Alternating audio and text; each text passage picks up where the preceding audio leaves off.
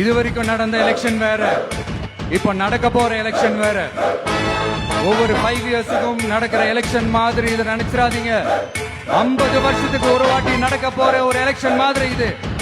அதிசய எலெக்ஷன். ஒரு எலெக்ஷன்ல அவங்களோட எதிரிகளை தான் எதிர்ப்பாங்க, அப்படிதான் எதிர்ப்பாங்க, அதுதான் யதார்த்தமும் கூட.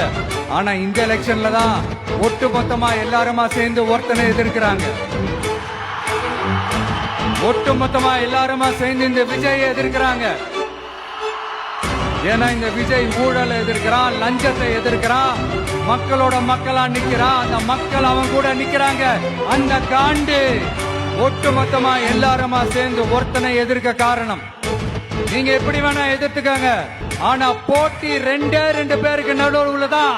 ஒண்ணு இன்னொன்னு உங்க வீட்டுல இருக்கிற ஒரு விஜய் தான், உங்க வீட்டுல இருக்கிற ஒரு விஜய் தான் வேட்பாளரா நிக்க போறாங்க.